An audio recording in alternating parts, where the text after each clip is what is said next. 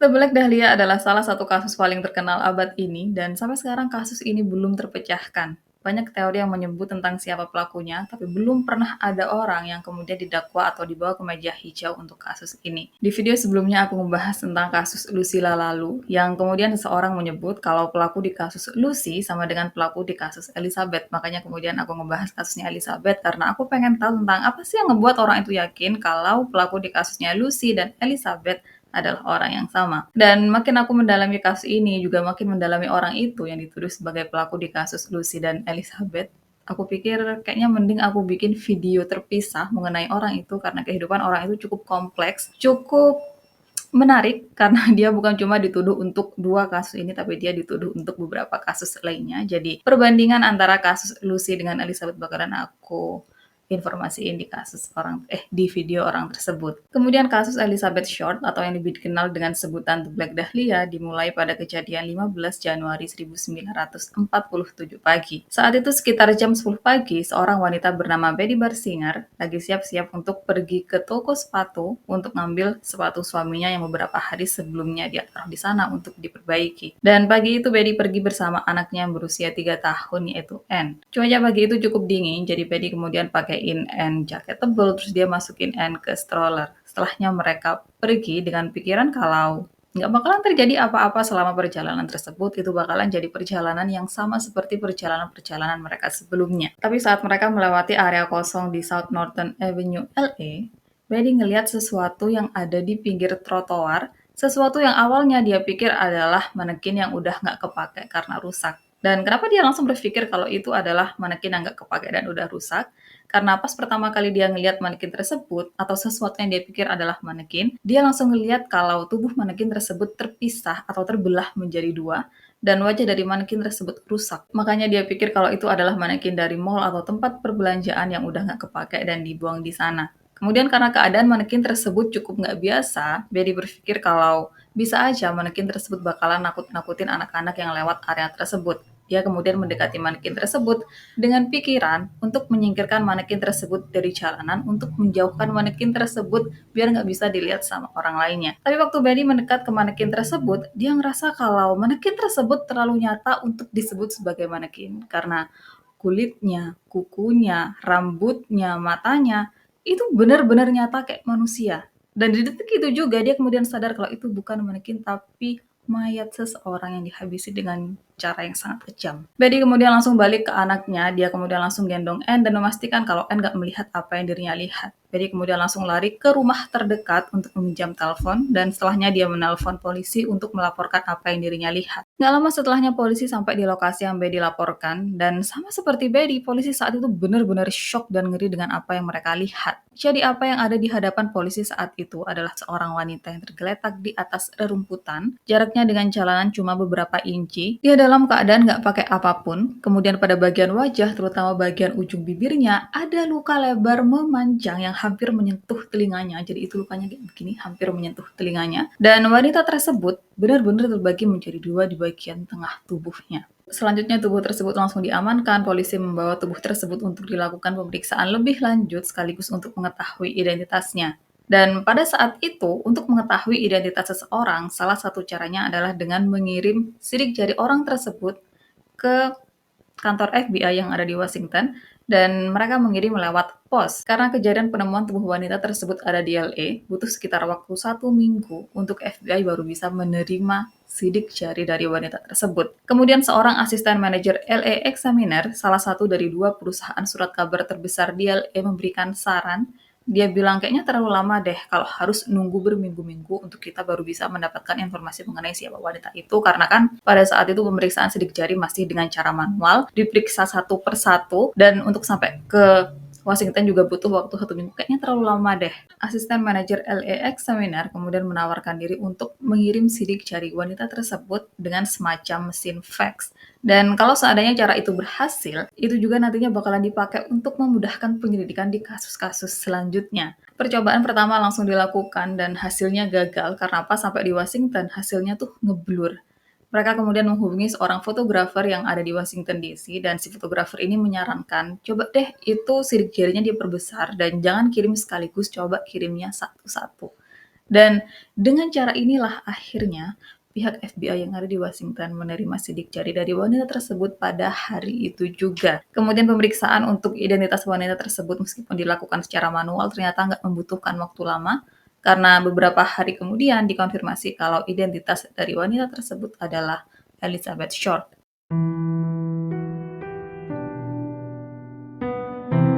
Elizabeth Short adalah putri dari pasangan Cleo dan Phoebe Short, dan dia adalah anak ketiga dari 5 bersaudara. Elizabeth biasa dipanggil Beth atau Betty oleh orang-orang terdekatnya dan dia lahir pada 29 Juli 1924. Selama beberapa waktu keluarganya tinggal di Boston, tapi mereka kemudian pindah ke Portland. Dan setelah beberapa kali berpindah-pindah tempat tinggal, mereka akhirnya menetap di Medford. Pada saat itu Clio memiliki usaha lapangan golf, tapi sayangnya usaha ini nggak berjalan lancar. Apalagi setelah tahun-tahun di mana harga saham jatuh, Clio kehilangan usahanya. Dan ini adalah momen terberat untuk Clio karena dia harus menafkahi istri juga 5 orang anaknya yang masih kecil, tapi dirinya justru kehilangan mata pencahariannya. 15 Oktober 1930, mobil Clio ditemukan di area parkir dekat jembatan Charles River, dan Clio nggak bisa ditemukan. Phoebe akhirnya mulai mencari Clio di mana-mana. Dia juga mulai melaporkan hilangnya Clio ke polisi, bahkan memasang iklan informasi terkait menghilangnya Clio. Sayangnya sekeras apapun Phoebe berusaha untuk menemukan Clio, Clio nggak bisa ditemukan. Dan polisi juga beberapa orang terdekat Phoebe kemudian percaya kalau Clio mungkin dengan sengaja melompat ke Charles River. Dia dengan sengaja mengakhiri hidupnya sendiri karena nggak bisa menanggung beban hidupnya karena dirinya harus menanggung hidup istri juga kelima anaknya masih kecil, tapi dirinya kehilangan pekerjaannya. Setelah beberapa waktu, Phoebe akhirnya harus belajar untuk menerima kalau suaminya memang melakukan hal tersebut. Dan dirinya nggak bisa berlarut-larut untuk berfokus pada hilangnya Cleo, karena dirinya memiliki 5 anak yang masih kecil.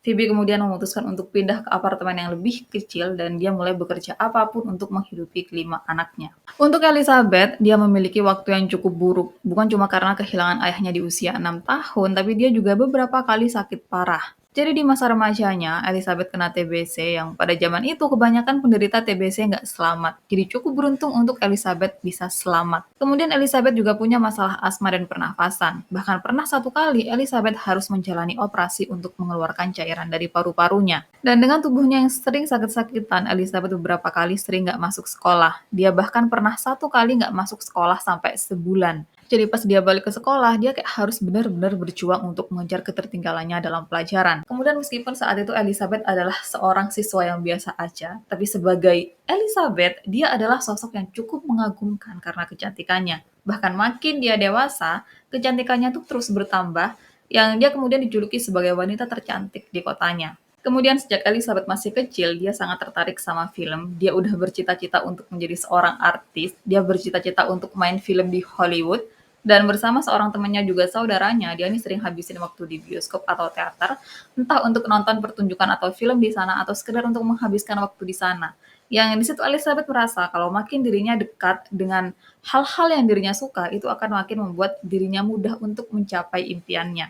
Tahun 1939 Elizabeth masuk SMA, tapi dia cuma bertahan selama 1 tahun karena setelahnya dia memutuskan untuk keluar. Dan pada tahun itu, Perang Dunia Kedua pecah, yang dari sini banyak anak laki-laki yang kemudian dikirim ke militer untuk terjun ke medan perang. Setelahnya waktu Elizabeth berusia 16 tahun, dia pindah ke Miami Beach, yang selama di sana dia bekerja sebagai pelayan restoran. Dan alasan Elizabeth pindah ke Miami Beach karena dia merasa kalau cuaca di sana lebih hangat dan itu akan membantu masalah pernafasannya. Yang benar aja selama Elizabeth tinggal di Miami, masalah pernafasannya berangsur-angsur membaik. Kemudian akhir tahun 1942, Phoebe menerima surat yang ternyata surat itu dari Cleo. Di situ Cleo menjelaskan kalau dirinya belum meninggal, pada saat itu dirinya pergi ke California dan dirinya sengaja memalsukan kematiannya sendiri karena dirinya nggak tahu gimana cara menafkahi 5 anaknya masih kecil sementara dirinya kehilangan pekerjaannya. Di situ Cleo juga menyatakan kalau dirinya ingin kembali, dirinya akan berperan sebagai ayah dan suami lagi, dirinya akan berperan sebagai kepala rumah tangga lagi. Dan Phoebe langsung menolak karena, "Buat apa? Ngapain mau balik? Kita udah hidup nyaman, aku bisa hidup tanpa kamu, aku bisa menafkahi anak-anak tanpa kamu, terus sekarang kamu mau balik, kamu menafkahi siapa? Kamu mau berperan sebagai ayah dan suami untuk siapa dan untuk apa?" Phoebe benar-benar menolak niatan Cleo untuk kembali pada saat itu.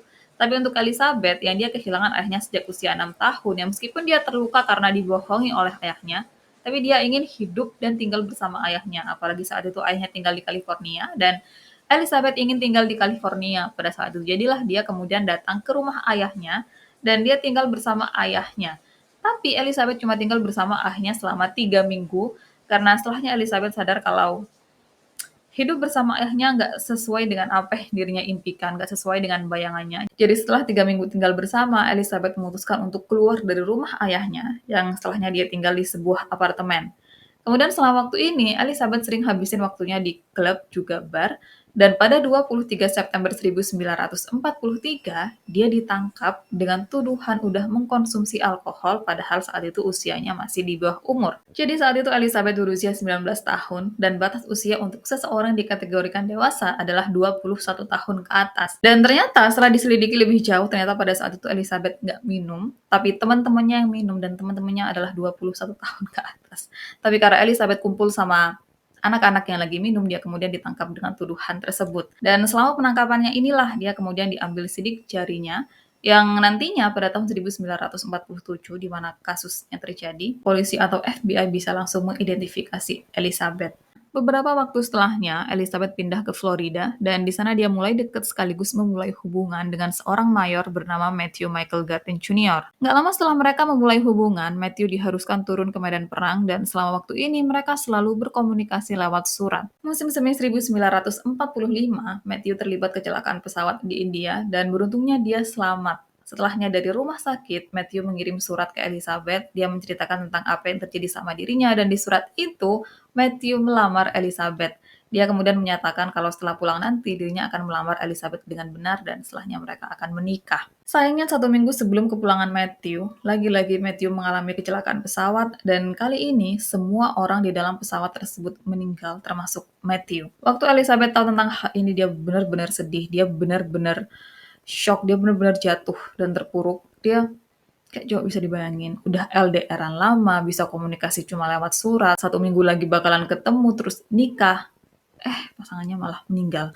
Bayangkan gimana hancurnya Elizabeth pada saat itu. Dan dari sini, Elizabeth yang benar-benar sedih akhirnya mulai melampiaskan kesedihannya untuk mengejar mimpinya menjadi seorang artis. Elizabeth mulai bekerja di bioskop, berusaha untuk mendekatkan diri dengan apa yang dirinya suka sambil melupakan kesedihannya karena udah kehilangan Matthew. Dan dari sini dia mulai ikut audisi di mana-mana untuk bisa main film. Kemudian pada April 1946, Elizabeth memutuskan untuk pindah ke Hollywood sambil dia berharap kalau mimpinya untuk menjadi artis bakalan segera terwujud. Tapi ternyata nggak semudah itu. Karena sebanyak apapun dirinya mengikuti audisi, dirinya nggak pernah lolos untuk bisa main film.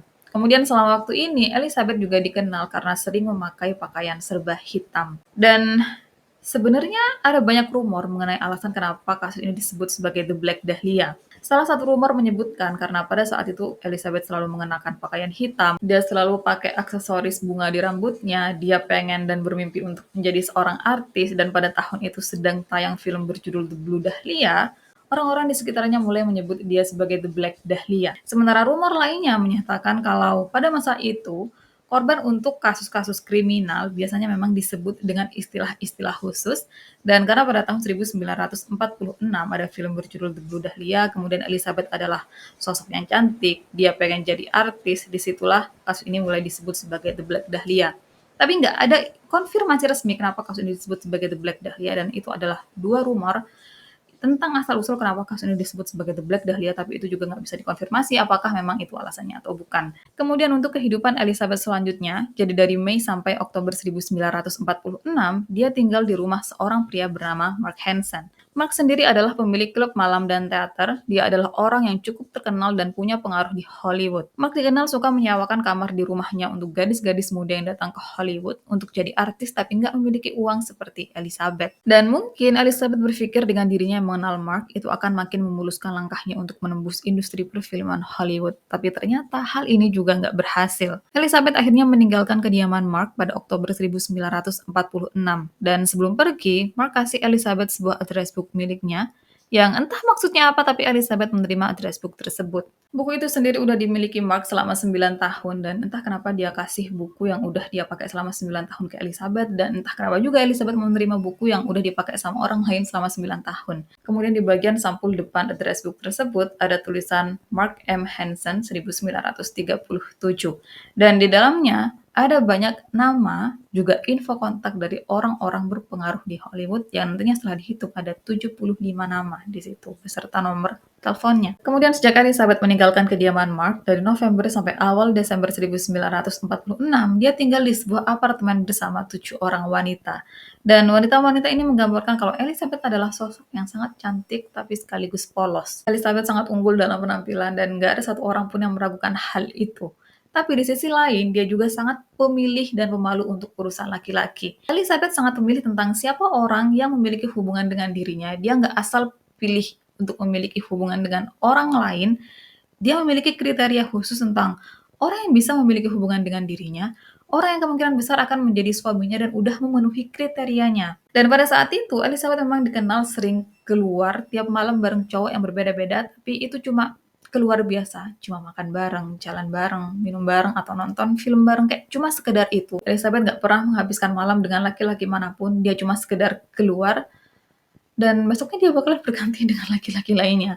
Nantinya, setelah kasus Elizabeth terjadi, polisi kan menginterogasi banyak orang termasuk laki-laki yang pernah keluar bareng sama Elizabeth, dan semua laki-laki yang pernah jalan atau keluar bareng sama Elizabeth memberikan kesaksian dan jawaban yang sama. Mereka semua menyatakan kalau mereka cuma pernah satu kali keluar bareng sama Elizabeth, mereka nggak pernah ketemuan sama Elizabeth untuk kedua kalinya, karena dari pertemuan pertama mereka udah sadar kalau Elizabeth nggak siap untuk memulai hubungan, dia nggak memiliki ketertarikan untuk menjalin hubungan, jadi setelah mereka keluar bareng malam itu, besok-besoknya mereka nggak pernah menghubungi Elizabeth lagi. Kemudian pada 5 Desember 1946, Elizabeth meninggalkan Hollywood yang saat itu dia bilang sama teman-temannya kalau dia mau pergi ke Berkeley sama ibunya. Tapi yang sebenarnya Elizabeth pergi ke San Diego dan entah kenapa dia pergi ke sana karena dia pergi ke sana tanpa tujuan bahkan juga tanpa uang. Elizabeth bahkan diketahui tidur di sebuah teater yang kemudian penjaga karcis teater tersebut namanya adalah Dorothy French. Dia nih kasihan sama Elizabeth dan dia kemudian menawarkan Elizabeth untuk tinggal di rumahnya bersama ibunya. Selama tinggal di rumah Dorothy ini, Elizabeth kayak menunjukkan kalau dirinya nih lagi punya masalah berat, kalau dia lagi kepikiran sama sesuatu, dia lebih sering tidur, dan kalau bangun pun dia bangun di jam yang nggak seharusnya. Kemudian di pinggir rumah Dorothy ada restoran, dan Elizabeth sering datang ke restoran tersebut. Yang menurut orang-orang di restoran tersebut, Elizabeth benar-benar kelihatan kayak seseorang yang lagi punya masalah berat. Tapi kalau ditanya ada apa, Elizabeth selalu bilang nggak ada apa-apa, dirinya baik-baik aja. Dan pada saat itu Elizabeth juga nggak terlalu membuka diri tentang siapa dirinya juga masa lalunya. Tapi kalau ditanya mengenai status, dia selalu bilang kalau dirinya adalah seorang janda dan mendiang suaminya adalah Matthew, mantan pacarnya yang meninggal karena kecelakaan pesawat. Kemudian 1 minggu sebelum Natal 1946, Elizabeth bertemu seorang pria bernama Robert Manley.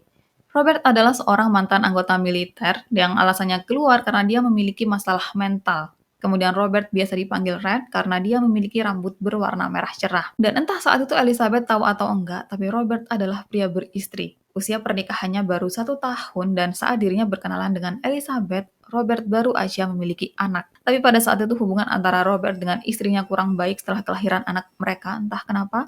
Yang mungkin disinilah dia akhirnya ketemu dan deket sama Elizabeth. Untuk gimana mereka ketemu, itu tuh kayak film-film romance, tapi ini sama sekali nggak boleh diromantisasi karena Robert adalah pria beristri. Jadi sekitar 1 minggu sebelum Natal, Robert lagi kemudiin mobilnya, dan dia ngelihat Elizabeth yang ada di halte bus. Robert menyatakan kalau pada saat itu dirinya langsung tertarik sama Elizabeth, kalau dia langsung jatuh cinta sama Elizabeth, jadi dia kemudian memikirkan mobilnya dan mendekati Elizabeth. Robert berusaha untuk ngajak ngomong Elizabeth, tapi Elizabeth nggak terlalu merespon. Tapi setelah beberapa kali dia berusaha untuk ngajak ngobrol Elizabeth, Elizabeth akhirnya merespon.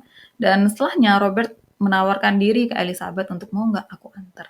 Dan Elizabeth bersedia untuk diantar oleh Robert. Selama di dalam mobil, obrolan mereka kemudian makin cair dan di situ Robert kemudian tanya sama Elizabeth mau nggak kencan sama aku dan Elizabeth mengiyakan. Beberapa hari berikutnya mereka selalu ketemuan tapi itu adalah pertemuan biasa. Mereka cuma sekedar jalan, ngobrol, makan, minum, nonton film, kayak cuma sekedar pertemuan biasa. Mereka masih belum memiliki hubungan yang terlalu dekat untuk bisa disebut sebagai sepasang kekasih. Mereka masih belum ke arah sana.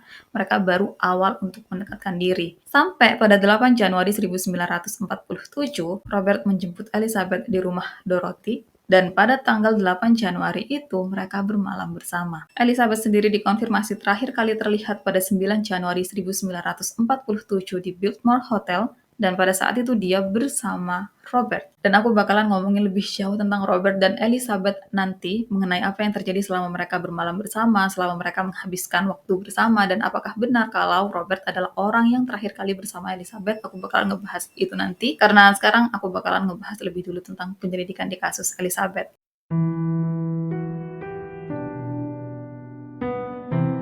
Untuk hasil otopsi tubuh Elizabeth, yang pertama, luka di kedua ujung bibir Elizabeth yang memanjang sampai hampir ke telinganya dilakukan saat Elizabeth masih hidup. Yang kedua, ada memar di payudara dan pahanya. Yang ketiga, ada banyak luka sayatan dengan garis silang atau X di seluruh tubuh Elizabeth, dan di beberapa bagian sayatan tersebut ada kulit yang sengaja diambil. Jadi beberapa bagian tubuh Elizabeth sengaja dikuliti. Yang keempat, sebelum tubuh Elizabeth dibuang, tubuhnya dimandikan dan disikat dengan bersih sampai bulu dari sikat yang dipakai tertinggal di lukanya. Yang kelima, Elizabeth memiliki banyak luka memar di kepalanya akibat benda tumpul dan benda tajam.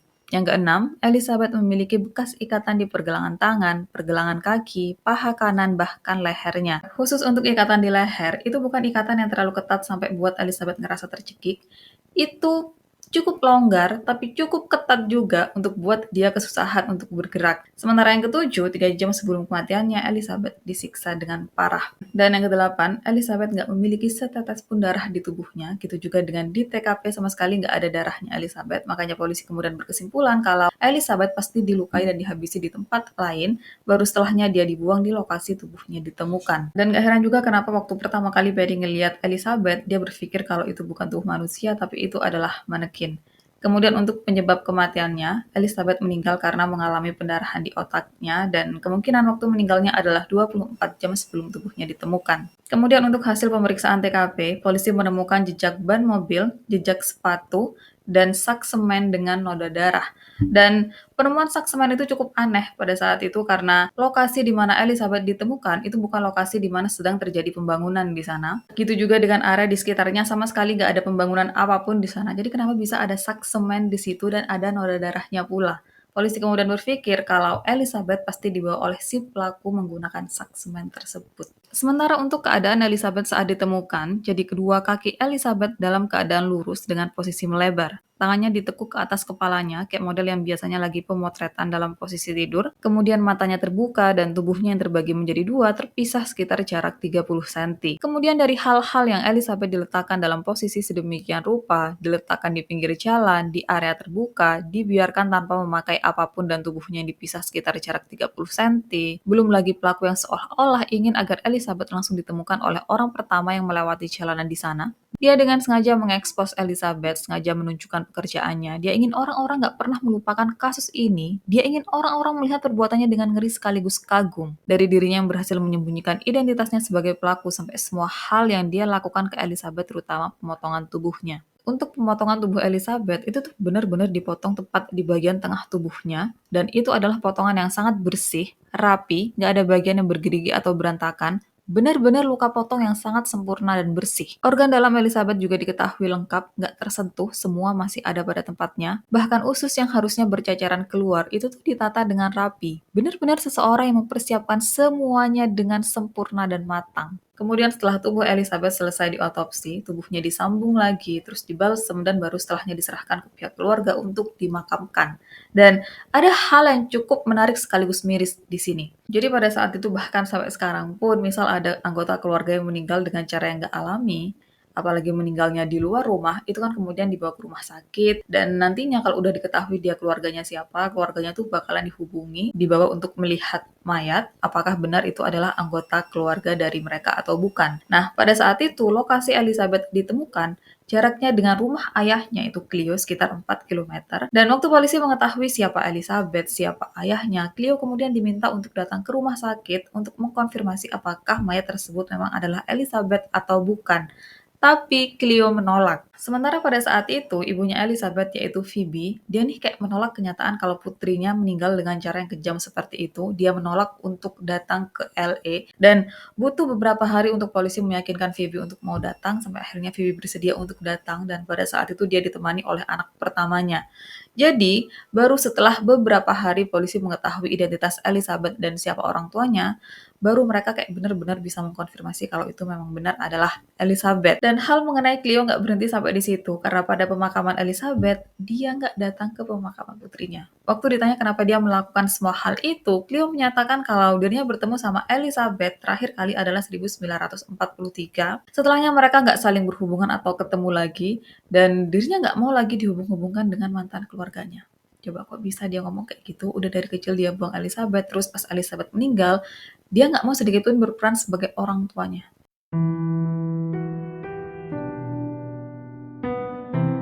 Selama penyelidikan awal, untuk pelaku, polisi percaya kalau pelakunya antara dia adalah seorang mahasiswa kedokteran, dokter, atau seorang tukang daging. Karena kejahatan ini membutuhkan seseorang yang tahu gimana cara menggunakan pisau, seseorang yang terbiasa untuk menggunakan pisau, dan dia tahu mengenai anatomi tubuh. Tapi setelah beberapa waktu, polisi menyingkirkan kemungkinan tentang pelakunya yang adalah seorang tukang daging, karena gimana tubuh Elizabeth dipotong, itu tuh benar-benar dipotong dengan sangat sempurna, dan cuma seorang ahli yang dalam hal ini adalah dokter yang bisa melakukan hal tersebut. Jadi menurut informasi terkait kasus ini, cuma ada satu cara untuk membelah atau membagi tubuh manusia tanpa merusak atau menghancurkan tulang seperti yang terjadi sama Elizabeth, yaitu dengan melalui vertebra lumbal kedua dan ketiga, yang dalam istilah medisnya disebut hemicorporectomy. Prosedur yang sangat umum dipelajari oleh dokter pada tahun 1930-an. Dan prosedur ini biasanya memakan waktu minimal 1,5 jam yang cuma bisa dilakukan oleh seorang dokter ahli bedah terlatih. Makanya polisi kemudian menyingkirkan kemungkinan tentang pelakunya yang adalah seorang tukang daging. Hal lainnya adalah tentang gimana keadaan TKP yang saat ditemukan nggak ada darah Elizabeth di sana, juga tentang tubuh Elizabeth yang nggak memiliki darah setetes pun. Polisi kemudian percaya kalau lokasi yang digunakan pelaku untuk menghabiskan darah Elizabeth adalah di bathtub, jadi dia meletakkan Elizabeth di dalam bathtub yang penuh air dengan keran air yang terus menyala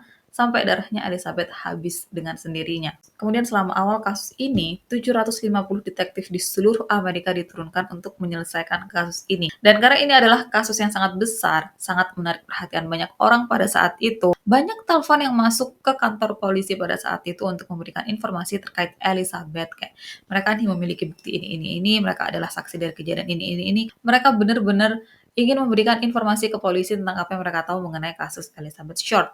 Tapi ternyata kebanyakan dari omongan orang-orang tersebut adalah bohong. Mereka memberikan informasi palsu mengenai kasus ini. Bukan cuma sekedar memberikan informasi palsu, tapi beberapa orang, bahkan banyak orang, dengan sadar, entah karena alasan apa, mereka kemudian mengaku sebagai pelakunya, padahal mereka bukan pelakunya. Dan semua hal itu kemudian memperumit proses penyelidikan kasus ini karena mereka memberikan keterangan palsu. Dan dari sekian banyak orang yang memberikan informasi palsu terkait Elizabeth, polisi akhirnya mendapat keterangan dari 12 orang, dengan 6 diantaranya mengenal Elizabeth secara pribadi, dan orang-orang ini memberikan keterangan mengenai waktu-waktu terakhir Elizabeth sebelum akhirnya ditemukan meninggal. Dan kita mulai dari waktu-waktu sebelum kematian Elizabeth sejak tanggal 8 Januari 1947, di mana saat itu dia diketahui keluar bersama Robert Manley. Jadi, pada saat itu Robert tinggal di LA, sementara Elizabeth tinggal di rumah Dorothy yang ada di San Diego.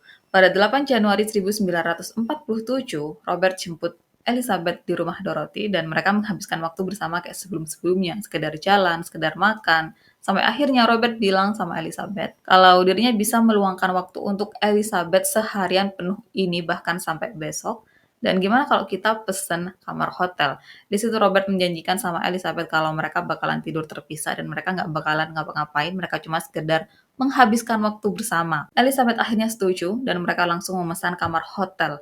Yang waktu mereka memesan kamar hotel ini, petugas hotel mencatat plat nomor mobilnya Robert, makanya nantinya Robert kemudian bisa langsung ditemukan, dia bisa langsung diketahui sebagai orang terakhir yang bersama Elizabeth. Nah, setelah mereka memesan kamar hotel, mereka nih nggak langsung menghabiskan waktu bersama di hotel, mereka masih keluar lagi, mereka masih menghabiskan waktu bersama lagi, dan selama waktu ini, Elizabeth minum minuman beralkohol. Dan Elizabeth bukan seorang peminum, tapi malam itu dia benar-benar minum sangat banyak. Jadi saking banyaknya dia minum dan saking nggak terbiasanya dia untuk minum, dia kemudian mual-mual juga muntah. Mereka berdua sempat ciuman selama perjalanan menuju kamar hotel, tapi setelahnya mereka nggak ngapa-ngapain karena keadaan Elizabeth yang benar-benar buruk pada saat itu. Besoknya pada 9 Januari, keadaan Elizabeth udah membaik dan mereka berdua meninggalkan hotel di jam 1 siang. Yang untuk selanjutnya mereka menuju LA. Selama perjalanan ini, mereka mampir ke sebuah stasiun yang di situ Elizabeth kemudian menitipkan 2 kopernya di sana.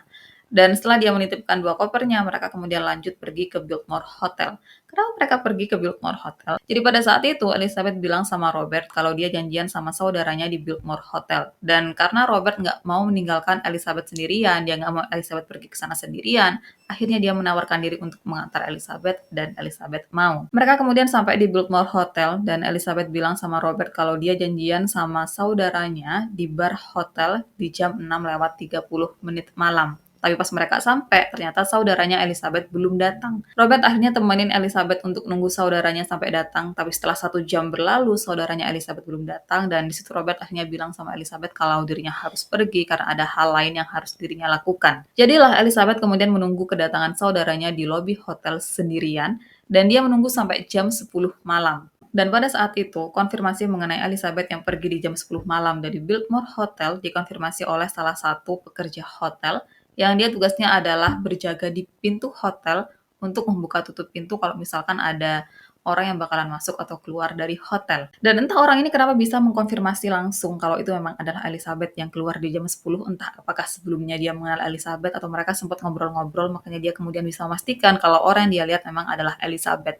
Entah kenapa dia bisa memastikan, aku nggak karena kan kalau dia kerja di hotel, tiap hari dia ketemu ratusan bahkan banyak orang, entah kenapa dia bisa memastikan kalau orang yang memang keluar di jam 10 itu memang adalah Elizabeth. Entah, tapi dia kemudian memastikan kalau orang itu memang adalah Elizabeth. Dan orang ini kemudian memberikan informasi lain. Dia menyatakan kalau pada saat Elizabeth pergi di jam 10, itu bukan karena Elizabeth udah capek nunggu entah siapa itu, bukan karena dia pergi dengan keinginannya sendiri, tapi karena seseorang memberikan kode ke Elizabeth untuk pergi. Jadi menurut petugas hotel ini, dirinya ngelihat sosok seseorang dari arah luar jendela hotel, dan orang ini melambai-lambaikan tangannya ke Elizabeth. Yang waktu Elizabeth melihat ke arahnya, orang ini kemudian memberikan kode untuk Elizabeth segera pergi, yang setelahnya Elizabeth langsung bangun dari duduknya dan dia meninggalkan hotel. Tapi masalahnya adalah pekerja hotel ini nggak begitu melihat seperti apa sosok tersebut. Suasananya benar-benar gelap, jadi dirinya nggak bisa memastikan ciri-ciri dari orang yang memberikan kode ke Elizabeth untuk meninggalkan hotel. Kemudian setelahnya, karena Elizabeth bilang sama Robert kalau dia janjian di Biltmore Hotel sama saudaranya, polisi mulai tanya ke saudara-saudaranya Elizabeth siapa di antara mereka yang janjian sama Elizabeth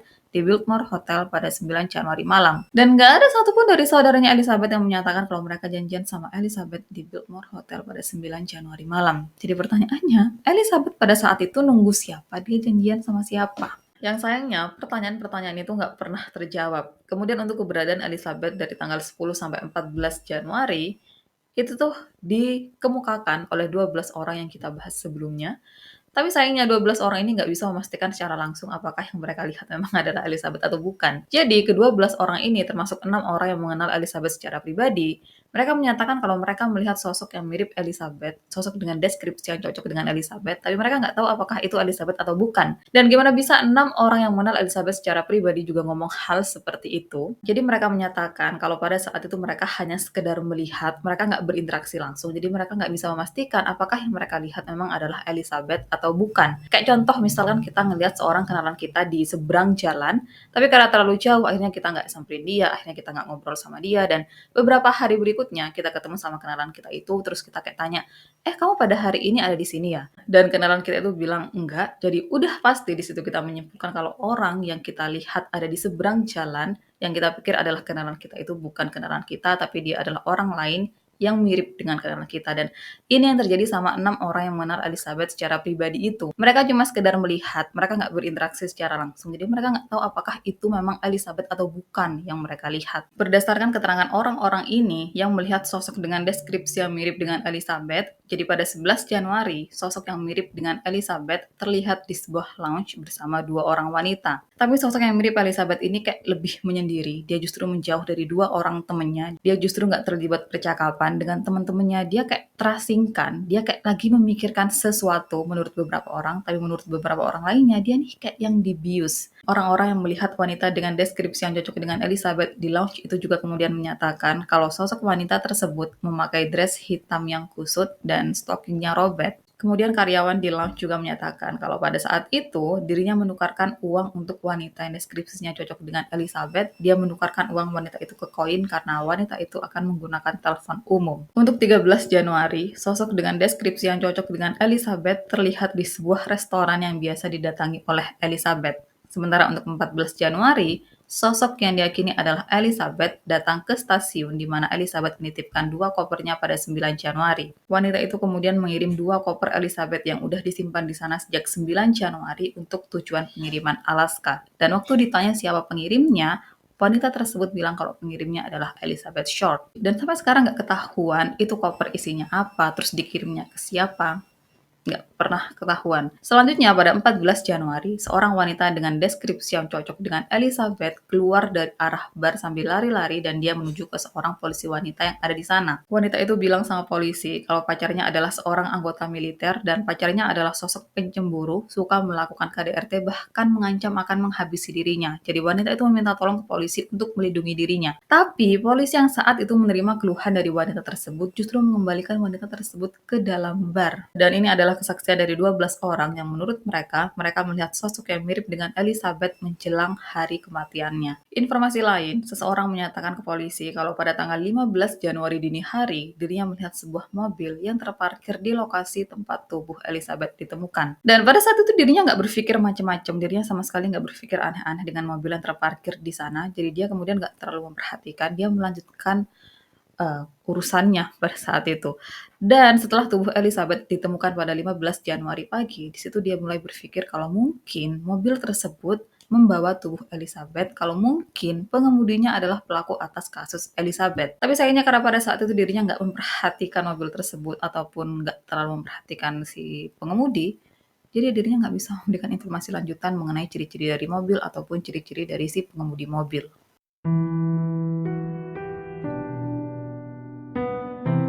21 Januari 1947, 6 hari setelah penemuan tubuh Elizabeth, seorang editor di LA Examiner namanya adalah James Richardson, menerima telepon dari seseorang yang mengaku sebagai pelaku di kasus Elizabeth. Suara orang tersebut menunjukkan kalau dia adalah seorang laki-laki, kemudian suaranya cukup lembut, dia bicara dengan sangat tenang tapi penuh percaya diri yang lebih mengarah ke sombong. Dalam telepon itu, si penelpon memberikan detail informasi tentang gimana cara dia memotong Elizabeth, sesuatu yang cuma bisa diketahui oleh si pelaku. Dan selama pembicaraan tersebut, dia juga kayak membanggakan perbuatannya, membanggakan pekerjaannya pada tubuh Elizabeth. Dia juga menyombongkan diri tentang gimana polisi yang belum memiliki petunjuk apapun untuk menangkap dirinya. Dan untuk makin meyakinkan James kalau dirinya memang adalah pelakunya, dia kemudian bilang kalau beberapa hari lagi dirinya bakalan kirim paket ke James. Kemudian, selama waktu orang itu teleponan sama James, dia nggak pernah menyebut Elizabeth sebagai Elizabeth, dia menyebut Elizabeth sebagai Beth, nama panggilan yang cuma diketahui oleh orang-orang terdekat Elizabeth juga keluarganya. James kemudian membagikan informasi ini ke polisi, tapi karena pada saat itu banyak orang yang memberikan informasi palsu, kesaksian palsu, bahkan pengakuan palsu, polisi nggak menanggapi laporan dari James ini dengan serius. Mereka berpikir kalau mungkin itu adalah telepon dari orang iseng seperti sebelum-sebelumnya. 24 Januari 1947, seorang pria menelpon polisi dan dia bilang kalau dirinya menemukan tas juga high heels di tempat sampah yang lokasinya dekat dengan lokasi tempat tubuh Elizabeth ditemukan. Polisi kemudian segera datang ke lokasi tersebut yang ternyata sampah yang ada di sana udah diangkut sama truk pembuang sampah. Jadi akhirnya polisi pergi ke tempat pembuangan akhir dan mereka mulai melakukan pencarian di sana yang beruntungnya mereka mendapatkan apa yang mereka cari. Di hari yang sama dengan saat polisi mendapat telepon mengenai informasi terkait high heels dan tas yang diduga adalah milik Elizabeth, pada hari itu seorang pekerja pos menemukan paket mencurigakan yang bau bensin dan paket tersebut ditujukan ke alamat kantor LA Examiner. Paket tersebut akhirnya dikirim ke lokasi tujuan dan saat dibuka, isinya adalah beberapa barang juga surat. Surat yang ada di dalam paket itu nggak ditulis pakai tulisan tangan, itu jadinya kayak clipping, jadi si pengirim menggunting kata per kata yang ada di majalah atau koran, terus dia gabungin jadi satu sampai membentuk kalimat yang dia mau. Dan kata per kata yang dia gunting berasal dari majalah atau koran yang memberitakan kasus Elizabeth.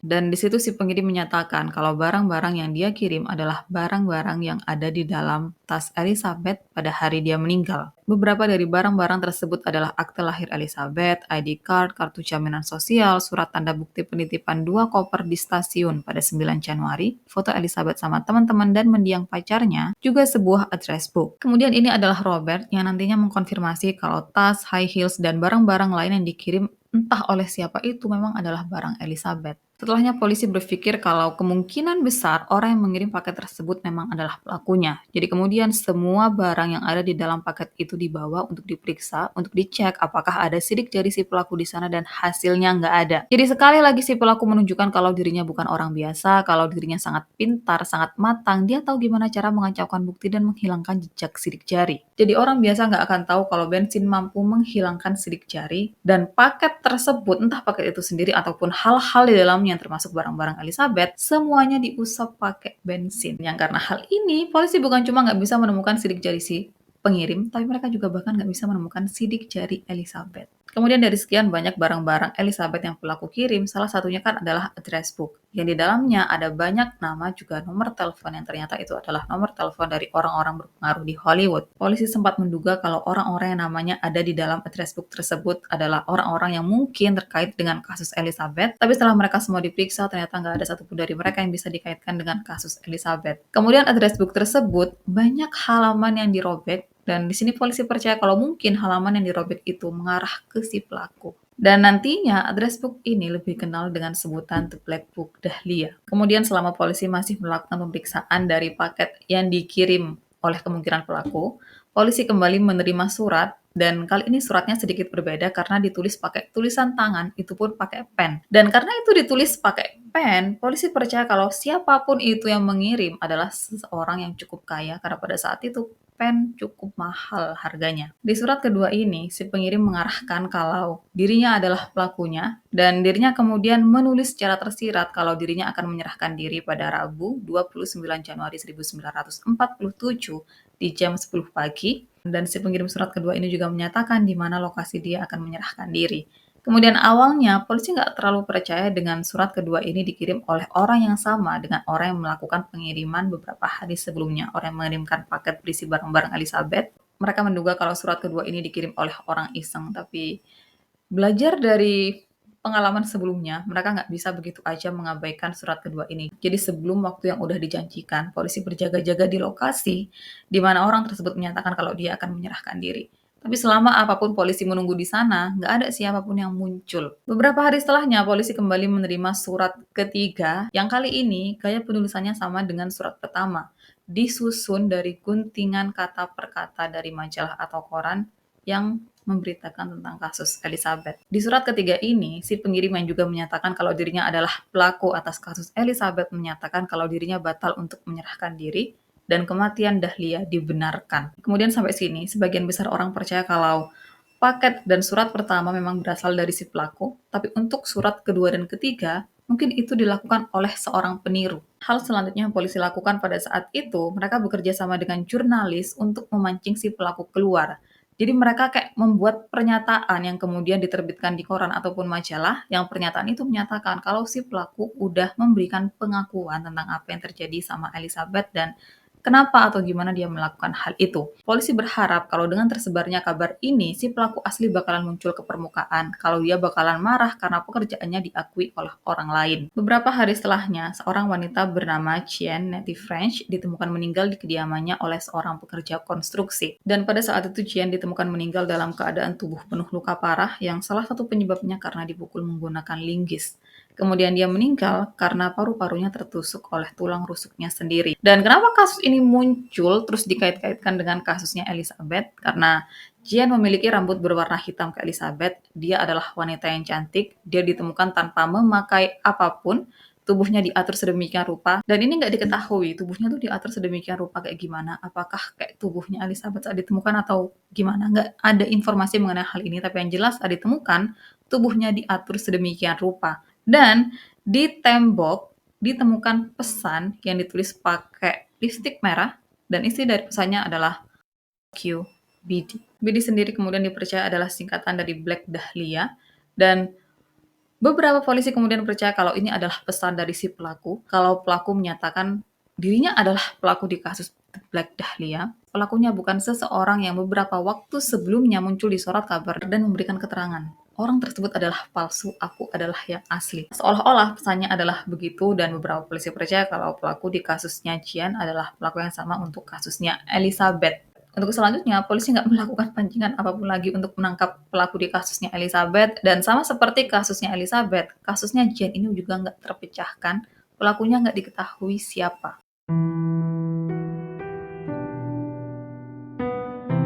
Kasus Elizabeth Short atau lebih dikenal dengan sebutan The Black Dahlia adalah kasus yang sangat besar yang bahkan setelah berbulan-bulan bahkan bertahun-tahun terlewati, kasus ini masih jadi perbincangan di mana-mana, masih menarik banyak perhatian orang-orang dan pada saat itu, saking lamanya kasus ini berjalan dan masih belum ketahuan siapa pelakunya, orang-orang mulai mengkritik polisi karena ini kenapa sih kok belum ketahuan siapa pelakunya, kok masih belum ada yang didakwa atas kasus ini dan jawaban polisi pada saat itu, mereka menyalahkan media karena hal tersebut. Mereka bilang kalau media menghalang-halangi proses penyelidikan dan menghambat proses penyelidikan. Jadi bukan rahasia kalau pada saat itu antara wartawan satu dan lainnya, perusahaan berita satu dan lainnya saling berlomba-lomba untuk mendapatkan update terbaru untuk kasus Elizabeth, untuk memiliki berita paling eksklusif mengenai kasus ini dan apa yang mereka lakukan saat itu emang cukup mengganggu, merepotkan dan sangat di luar batas. Hal paling mengganggu bahkan terjadi sejak awal proses penyelidikan. Jadi setelah diketahui kalau identitas dari mayat tersebut adalah Elizabeth Short, pada saat itu kan polisi kesulitan untuk menghubungi keluarganya, untuk mengetahui siapa keluarganya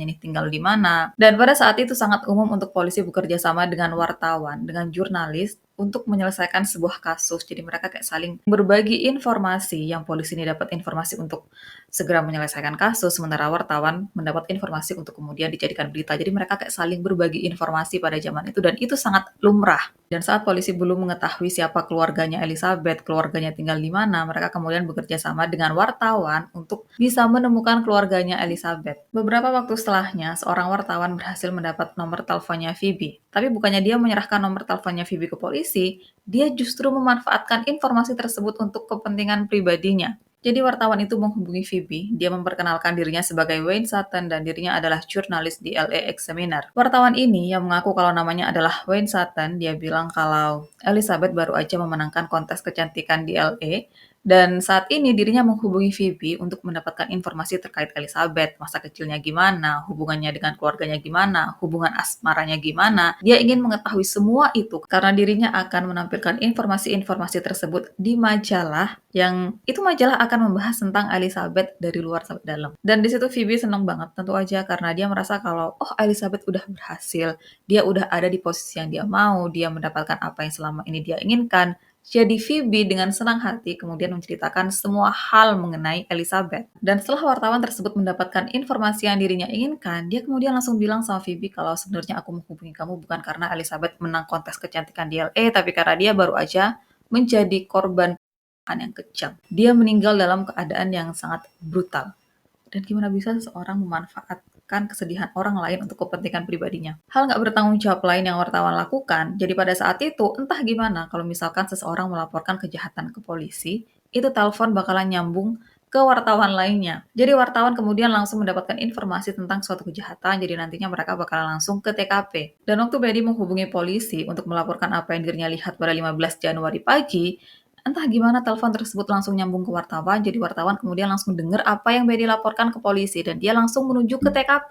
Yang kebetulan salah satu wartawan posisinya nih deket banget dengan lokasi di mana tubuh Elizabeth ditemukan. Jadi sebelum polisi datang dia udah sampai duluan dan di situ dia langsung memfoto apapun, dia menyentuh hal-hal yang seharusnya nggak boleh dia sentuh, dia menginjak tempat yang seharusnya nggak boleh dia injak, dia melakukan sesuatu yang sangat merusak TKP pada saat itu dan wartawan itu bukan satu-satunya yang langsung datang pada saat itu, karena pada saat polisi datang ke TKP di sana tuh udah banyak wartawan, udah banyak orang yang memfoto keadaan tubuhnya Elizabeth, jadi polisi benar-benar kecolongan di situ. Dan ini juga jadi salah satu alasan kenapa banyak banget fotonya Elizabeth, foto TKP-nya Elizabeth yang tersebar di internet. Hal merepotkan lain yang dilakukan oleh wartawan, jadi saking inginnya mereka menjadi orang pertama yang paling tahu mengenai update terbaru kasusnya Elizabeth, banyak dari wartawan yang kemudian dengan sengaja berkerumun di kantor polisi, dengan sengaja menginap di kantor polisi atau di daerah dekat kantor polisi.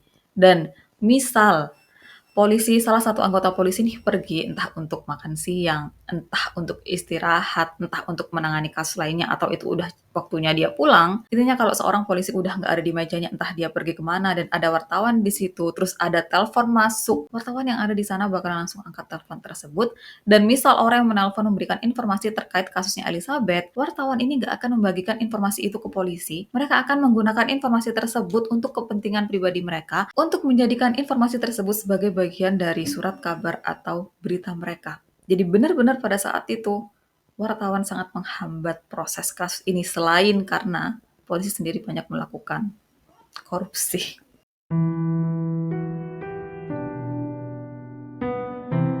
Selama penyelidikan, polisi melakukan pemanggilan terhadap beberapa orang yang mereka curigai sebagai pelaku atas kasus Elizabeth. Untuk beberapa orang yang aku bahas di sini, orang pertama adalah Mark M. Hansen, orang yang sempat menyewakan kamarnya untuk Elizabeth, dan alasan pemanggilan Mark karena namanya tercantum pada sampul depan address book Elizabeth. Waktu Mark diperiksa, dia menyatakan kalau memang dirinya mengenal Elizabeth karena Elizabeth pernah menyewa kamar di rumahnya. Dan kenapa namanya ada pada sampul address book Elizabeth? Karena sebelum dimiliki Elizabeth, buku itu adalah miliknya. Mark juga menjelaskan kalau dirinya dan Elizabeth tinggal di lingkungan yang sama, mereka memiliki teman yang sama, Elizabeth nggak memiliki tempat tinggal tetap, jadi dirinya nggak masalah dengan Elizabeth yang menggunakan address book miliknya. Dan karena nggak ditemukan bukti apapun yang bisa menunjukkan kalau Mark adalah pelaku di kasusnya Elizabeth, dia kemudian dibebaskan.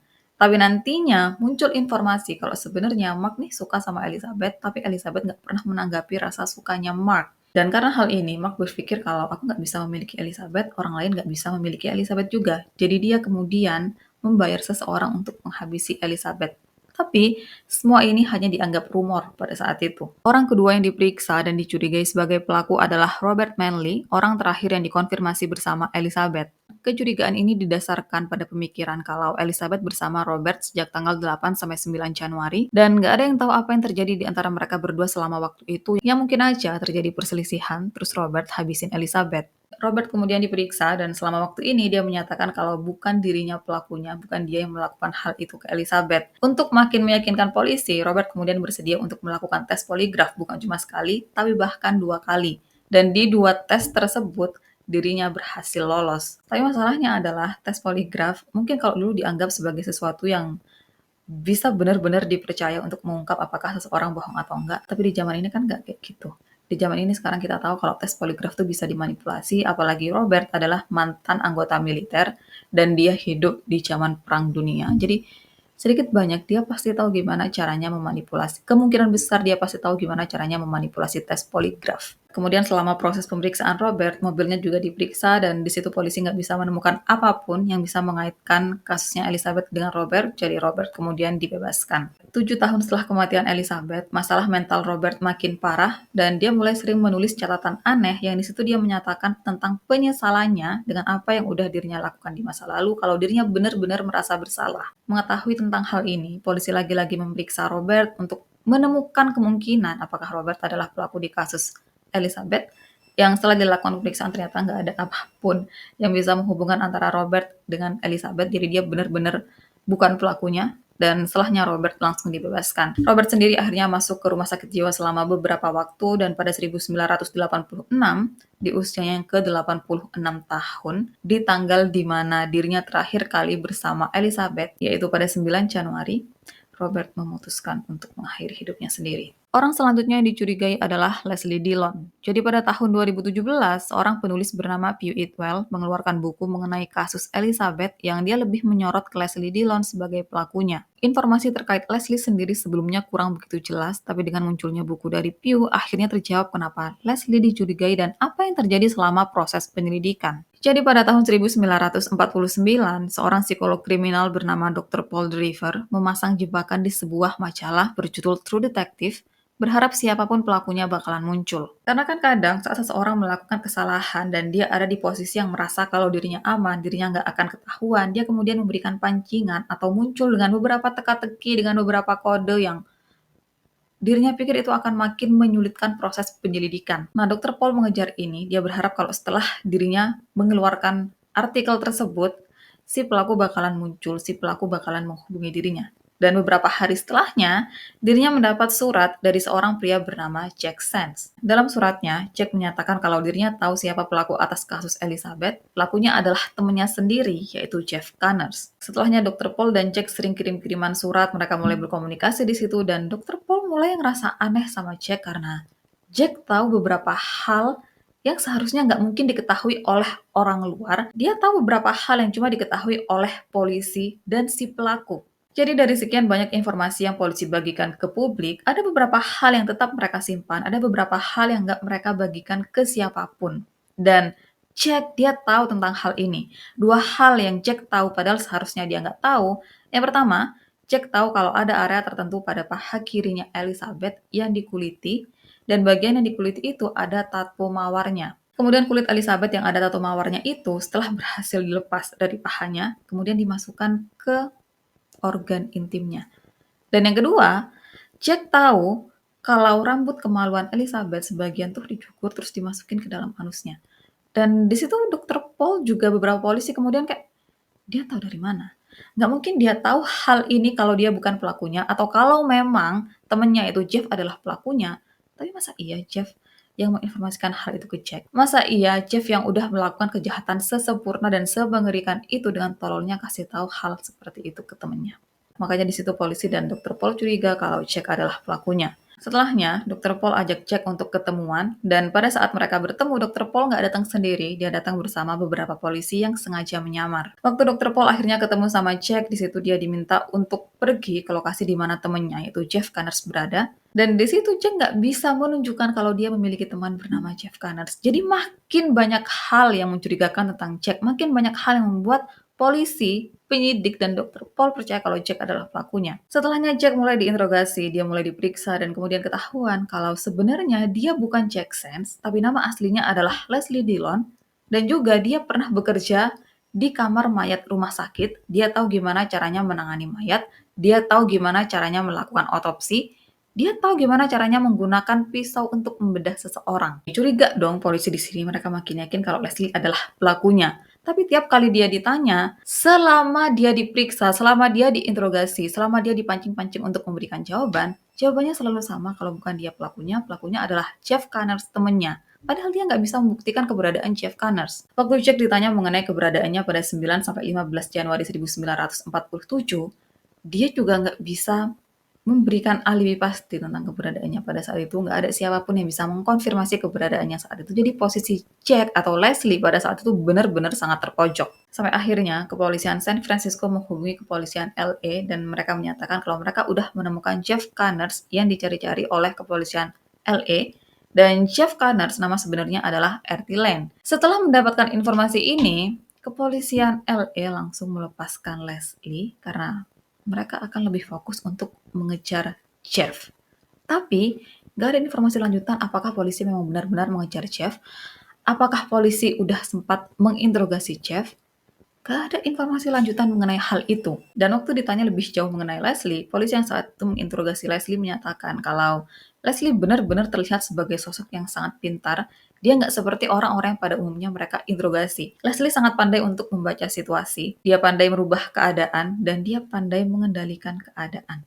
Jadi, dari hal-hal itu sebenarnya Leslie cukup mencurigakan karena dia cukup pintar ya kan, seperti pelaku di kasus Elizabeth yang dia pakai otak, dia jahat dan dia pakai otak. Beberapa waktu setelahnya, diketahui kalau Leslie dan Mark kemungkinan besar saling mengenal. Dan karena hal ini, orang-orang yang sebelumnya percaya kalau Mark membayar seseorang untuk menghabisi Elizabeth karena dirinya sakit hati selalu ditolak oleh Elizabeth, orang-orang ini kemudian mulai mengembangkan rumor kalau mungkin Mark menyuruh Leslie untuk menghabisi Elizabeth, tapi dia nggak tahu kalau ternyata Leslie cukup gila sampai akhirnya menghabisi Elizabeth dalam keadaan seperti itu. Dan kemungkinan kerjasama mereka berdua ini seolah-olah didukung dengan kesaksian beberapa orang yang ada di Astor Hotel. Jadi beberapa waktu setelah penemuan tubuh Elizabeth, polisi mendapat informasi dari seseorang yang tinggal di seberang jalan Astor Motel. Orang ini bilang kalau dirinya melihat sosok yang mirip dengan deskripsi Elizabeth dan sosok tersebut menginap di Astor Hotel sebelum waktu penemuan tubuh Elizabeth. Polisi akhirnya melakukan pemeriksaan di sana. Mereka juga menanyakan hal ini pada pemilik Astor Motel yaitu pasangan Henry dan Clara Hoffman. Henry kemudian bilang sama polisi kalau sebenarnya pada 15 Januari 1947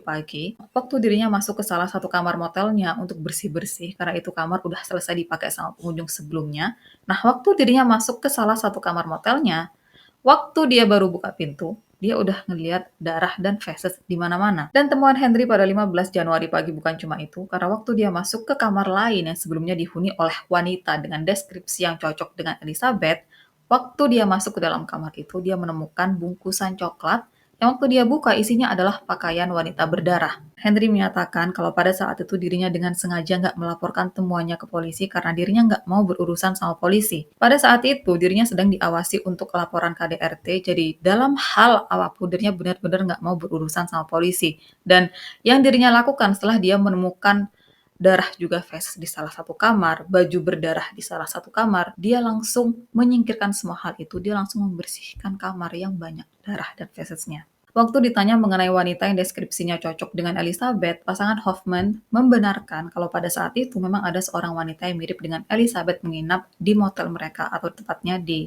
kamar tempat Henry menemukan baju berdarah. Dan di situ mereka menggambarkan kalau selama wanita tersebut menginap di motelnya, wanita itu kelihatan takut, sedih, bahkan dia sering nangis. Mereka berdua juga bilang kalau pada saat itu, wanita tersebut nggak datang sendirian ke motelnya, dia datang bersama dua laki-laki lainnya. Jadi dua laki-laki itu tidur di kamar yang lain, sementara wanita yang mirip Elizabeth tidur di kamar yang lain. Dan waktu ditanya mengenai dua laki-laki yang bersama wanita tersebut pada saat itu, terus mereka ditunjukin fotonya Leslie sama Mark, di situ mereka menyatakan kalau kemungkinan besar yang mereka lihat dan menginap di motel mereka pada saat itu memang benar adalah Mark.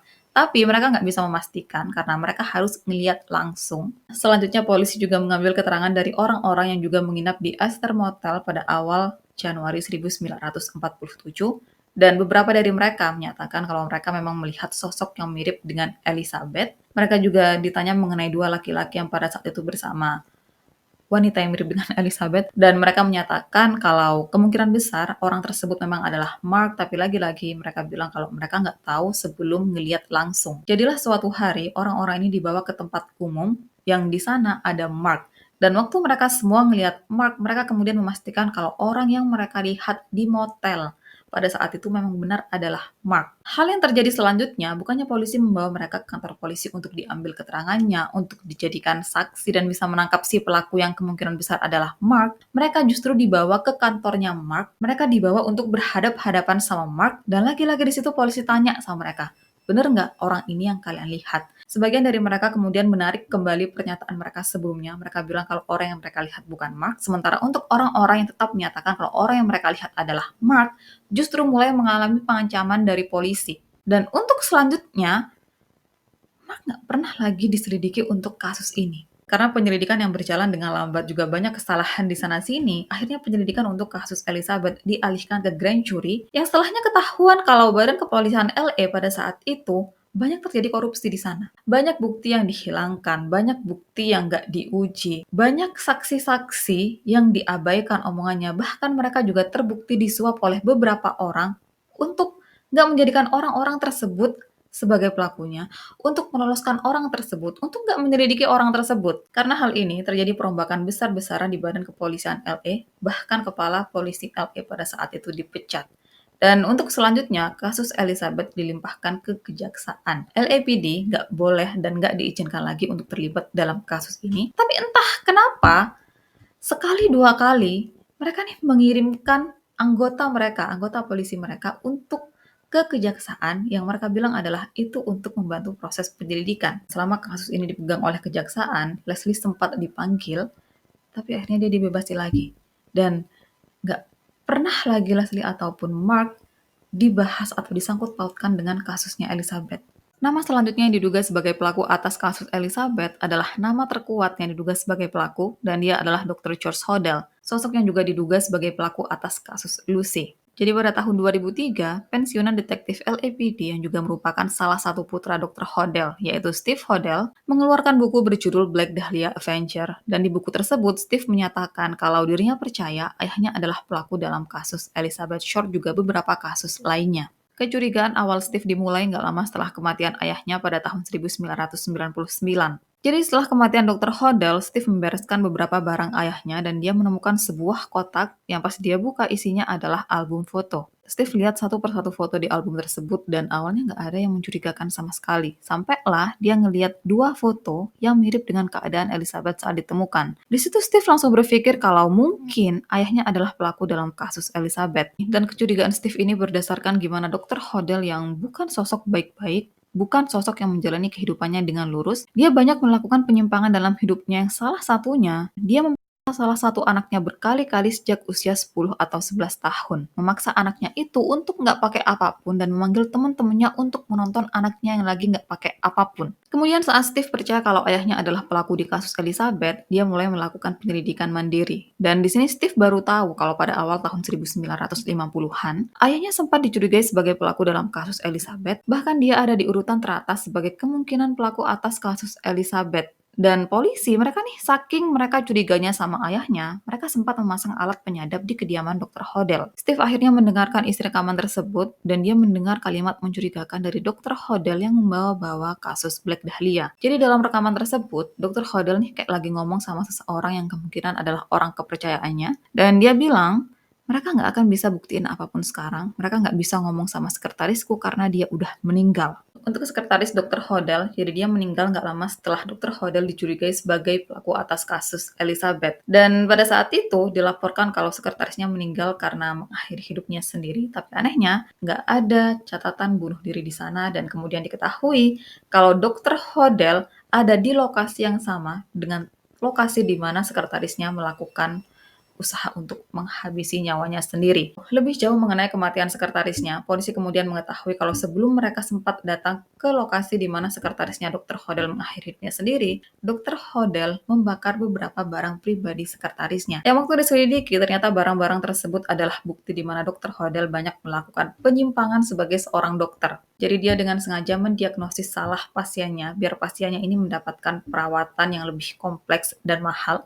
Dia juga dengan sengaja memberikan obat-obat mahal ke pasiennya dan dia melakukan aborsi ilegal. Steve juga kemudian mengetahui kalau Elizabeth pernah datang ke pesta ayahnya, kalau ayahnya dan Elizabeth kemungkinan memiliki hubungan dan mereka sering menghabiskan waktu di Biltmore Hotel, lokasi terakhir yang terkonfirmasi kalau Elizabeth ada di sana. Dan hal lain yang Steve temukan, dia menemukan kwitansi untuk sak semen yang ayahnya membeli sak tersebut menjelang waktu kematian Elizabeth, dan sak semen yang ayahnya beli itu merek juga jenisnya cocok sama dengan sak semen yang ditemukan di dekat tubuh Elizabeth. Mantan istri Dr. Hodel juga kemudian buka suara. Dia bilang kalau suatu hari Dr. Hodel pernah ngomong kalau pada malam kematian Elizabeth aku lagi berpesta, dan polisi nggak akan bisa membuktikan kalau aku adalah pelakunya. Dari semua hal itu, Steve kemudian percaya kalau ayahnya kemungkinan besar adalah pelakunya, dan dari sekian banyak alasan, dari sekian banyak bukti tersebut, entah kenapa ayahnya nggak pernah didakwa untuk kasus Elizabeth.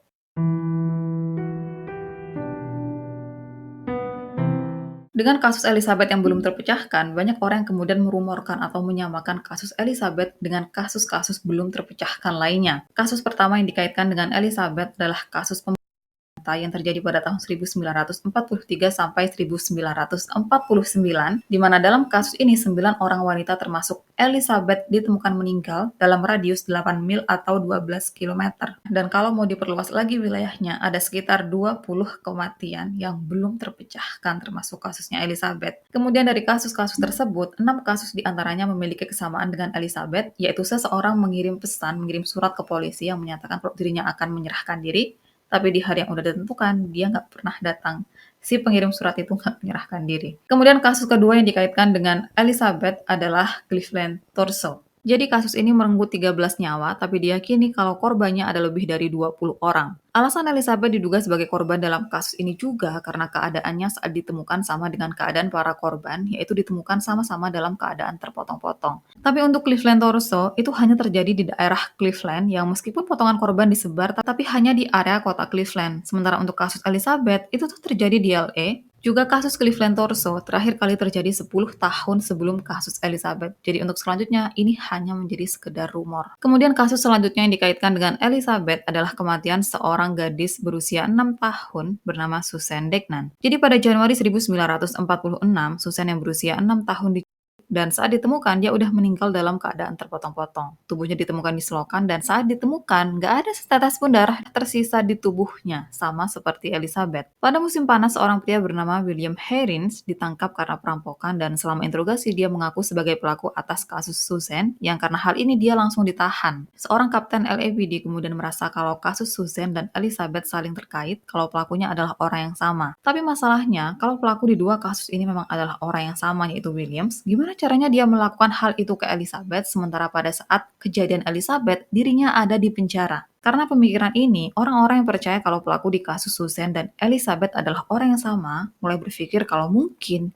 Williams bukan pelaku untuk kasus Susan. Kapten LAPD ini kemudian juga mengembangkan kemungkinan kalau pelaku di kasus Elizabeth adalah wanita, karena luka yang dimiliki Elizabeth di tubuhnya adalah luka yang biasanya diakibatkan oleh seorang wanita. Pemikiran ini kemudian dikembangkan oleh psikolog dari profiler kriminal yang dia menyatakan kalau memang pelakunya adalah seorang wanita, motifnya karena wanita itu merasa kesepian, cemburu, dan dia memiliki ketidakpercayaan diri. Dan karena hal tersebut, mulai muncul rumor yang kemudian menyatakan kalau Elizabeth memiliki teman atau dia berkumpul dengan orang-orang lesbian yang kemudian suatu hari hubungan di antara teman-teman lesbiannya ini kurang baik, sampai akhirnya teman-temannya ini menghabisi Elizabeth. Dan kalau memang benar pelakunya adalah wanita, nggak mungkin jumlahnya cuma satu orang, karena nggak mungkin seorang wanita mampu untuk melakukan hal itu sendirian, seenggaknya dia butuh satu laki-laki untuk bantu dia, ataupun kalau dia nggak membutuhkan laki-laki, atau kalau nggak ada laki-laki di situ sebagai orang yang membantu, dia akan membutuhkan dua wanita lainnya. Jadi kalau memang pelakunya adalah wanita, membutuhkan 3 orang wanita untuk melakukan kejahatan seperti itu ke Elizabeth. Tapi kalau memang cuma ada satu wanita di situ sebagai pelaku, dia membutuhkan satu laki-laki lain untuk membantu dirinya melakukan kejahatannya. Dan rumor mengenai Elizabeth yang berkumpul dengan lesbian itu tuh nggak berdasar sama sekali, nggak ada bukti yang menunjukkan kalau Elizabeth berkumpul dengan orang-orang lesbian. Dan hal lain mengenai kasus ini, jadi pada saat itu muncul banyak pertanyaan, kenapa bisa Elizabeth meninggal dengan cara sebrutal itu, sejahat itu? Jadi di sini lagi-lagi mulai muncul banyak rumor yang menyatakan kalau Elizabeth bergaul dengan orang-orang yang salah, dan karena mimpinya menjadi aktris nggak kesampaian, mulailah dia melakukan hal-hal yang nggak seharusnya dengan dia yang mau untuk berakting apapun asalkan dia bisa main film, termasuk dia main film panas. Dan rumor ini sangat dibantah, rumor ini sangat tidak benar. Elizabeth nggak pernah memainkan film panas, film dewasa dalam bentuk apapun. Dia belum pernah main film dalam bentuk dan jenis apapun. Dan itu adalah hal-hal tentang kasus Elizabeth. Gimana menurut kalian? Menurut kalian siapa pelakunya? Ini video bakalan panjang banget sih, aku berharap kalian nggak bosan denger aku. Apakah Dokter Hodel? Apakah Leslie? Karena dua nama itu benar-benar cukup mencurigakan. Mark juga. Nggak ada yang tahu siapa pelakunya. Tapi kalau Dokter Hodel, apa maksudnya dia selalu membawa-bawa nama Black Dahlia dan Elizabeth sendiri? Kenapa dia bilang kalau polisi nggak akan bisa menemukan apapun karena sekretarisnya udah meninggal? Kenapa dia bilang kalau yang pesta apa tadi dia bilang? Kalau pada malam itu dirinya lagi berpesta dan polisi nggak bisa menemukan bukti apapun terkait dirinya yang membunuh Elizabeth. Kenapa dia ngomong kayak begitu kalau bukan dia pelakunya? Dan ini adalah akhir dari videoku. Makasih udah nonton videoku sampai akhir. Kita ketemu di video-video lainnya.